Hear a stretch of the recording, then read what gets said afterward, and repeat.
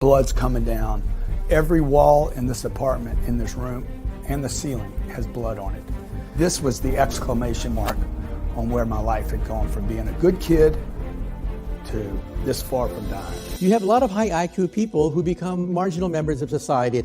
And so what is the one psychological test that correlates with success in life? And sometimes they would laugh, look at him. He's bathing in the bathroom upstairs on the 21st floor. He sleeps on the floor. Him and two other dreamers up there. Look at him.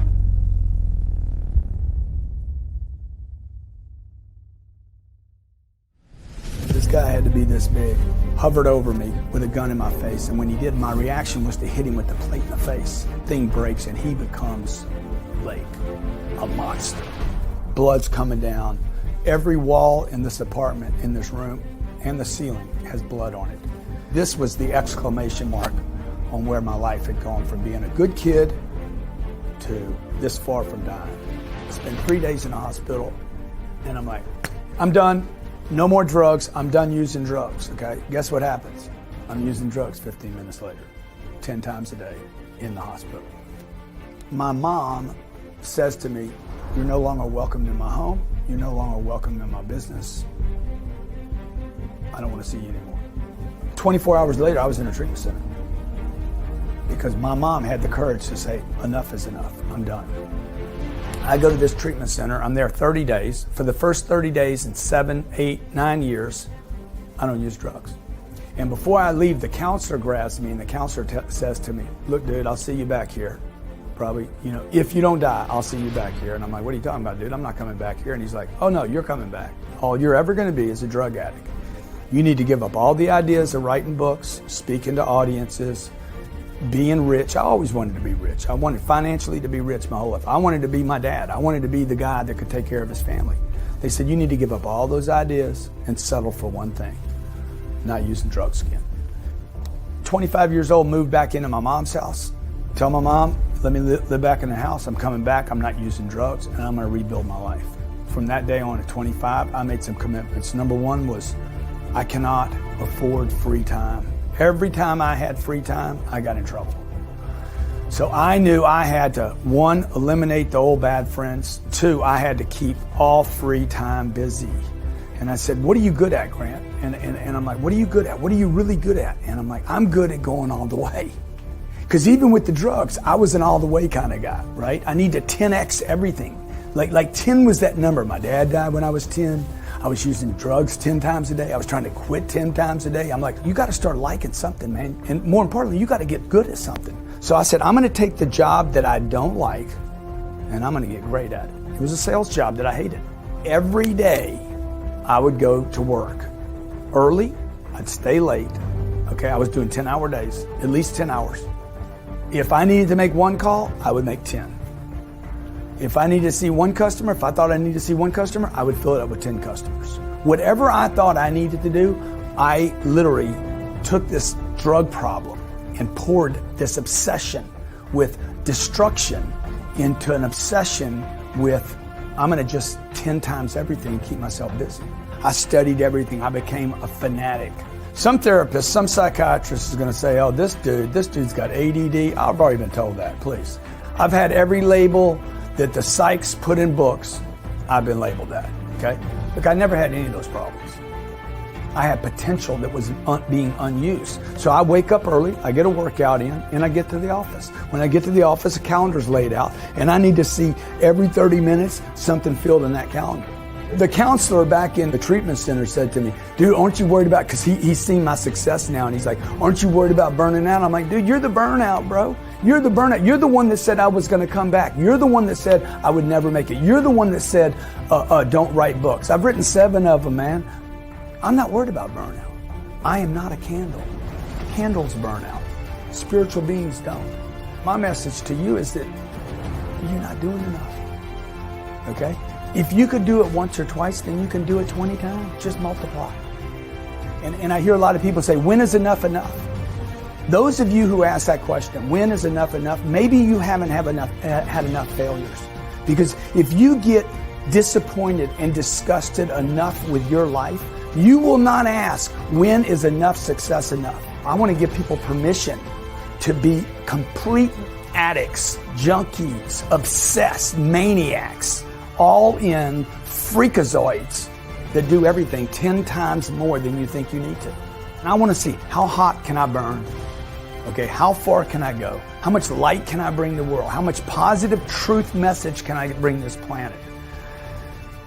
How much more can I do?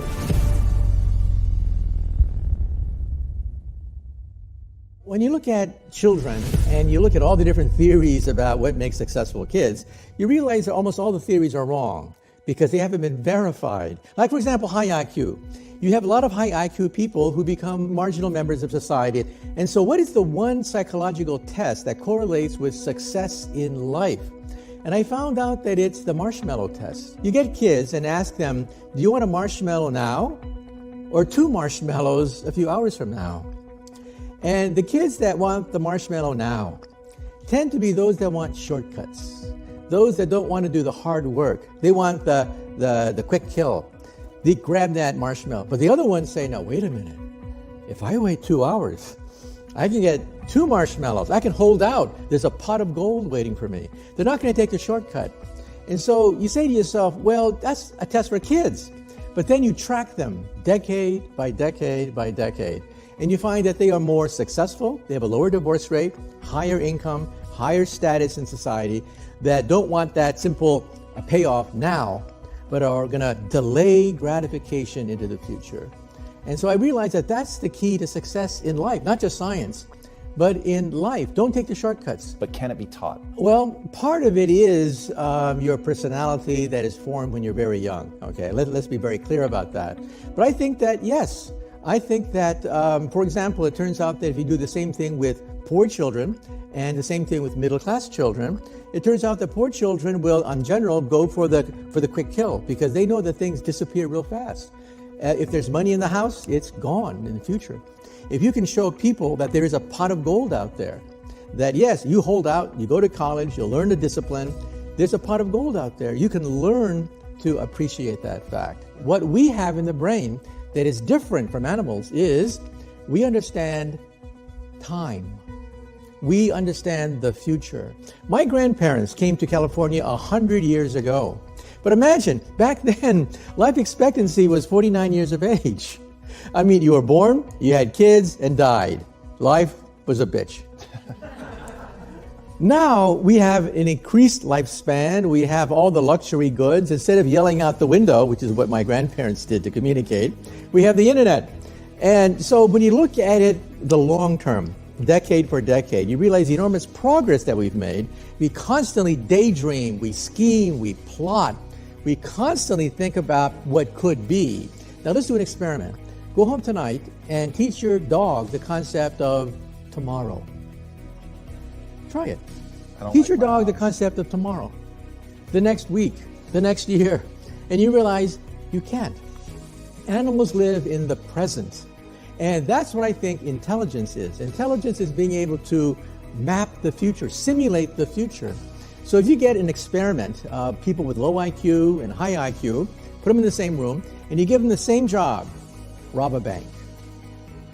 You'll find out that the low IQ people probably do a much better job of robbing a bank, plotting the bank robbery, than high IQ people who get all messed up with legal implications and stuff like that.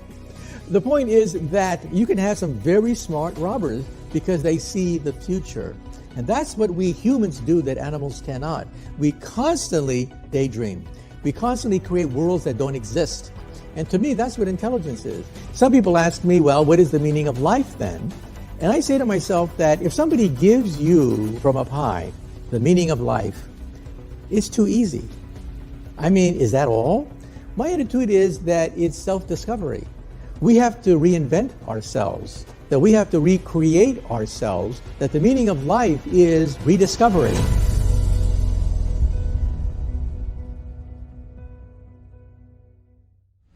I was feeling within myself that I was a failure, that I'm slower than most people. And sometimes they would laugh, look at him. He's bathing in the bathroom upstairs on the 21st floor. He sleeps on the floor.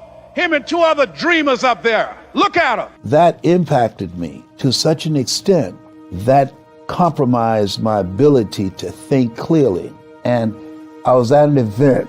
Bob Proctor and another speaker came up to speak. And this guy stopped in the middle of his presentation, and I felt he was talking to me. He said, there's someone here. He said, you know who you are. He said, I do this because I love it. I like to make a lot of money. But you love to help people, and you got the gift. But you've convinced yourself you can. It's not what you don't have. It's what you think you need that keeps you from coming up here, holding this mic, changing lives like you're born to do. I mean, so I'm going to say this and I'm not saying anything else. I'm standing in your dream. And the reason I'm standing up here holding this microphone and you're sitting out there like a wimp, because I represent the thoughts you have rejected for yourself. I heard that. I said, oh God, it's talking to me. I got up, I ran outside to a payphone, I called Mike Williams. I said, Mike! He said, Brownie, what's wrong? I said, listen to me, Mike. Mike, are you listening to me? He said, yes. I said, I'm not rejecting myself anymore. Do you hear me? Mike, he said, Brownie, take it easy. Mike, listen to me. I'm not rejecting myself anymore. I'm going to do it. I'm going to do it. It's been keeping me up at night. Then this guy said, I'm rejecting myself. I'm stopping now. Will you come help me? He says, yes, Brownie. You're as good as those guys, man. This is your calling, man. This is you. He ignited something in my heart. He's my mentor for 49 years. When I came out to California and they had my name up in lights and a giant-sized picture of me, I had this overwhelming feeling, oh my God, I've made it. And Mike Williams, he was walking behind me and he said, Brownie, this is not the mountaintop. No one could have convinced me that after just over 6 years, I would have my own book entitled Live Your Dreams. Just over 6 years, I would have 5 specials on public television. I will now have my own talk show that will premiere on Monday, Labor Day. I'm saying to you, your dream is possible. So I learned the value of relationship capital, having relationships with people that you can learn from. Practice OQP, only quality people. Muhammad Ali said, I'm the greatest, but he never won a championship without Angelo Dundee. Michael Jordan, one of the greatest basketball players of all time. However, every championship, Phil Jackson was there. Sometimes you need to believe in somebody's belief in you until your belief kicks in. But he believed in me when I was struggling. And I believe that all of us need mentors because you can't see the picture when you're in the frame. You need someone with a trained eye, someone who can lead you to a place within yourself that you can never go by yourself. You have the potential for greatness. You have the ability to do more than you can ever begin to imagine. Doesn't matter what they're saying about you. Doesn't matter because you failed this test. Doesn't matter because you're not good in math. That you can't do calculus, algebra. Those things don't define you. You're greater than you think you are.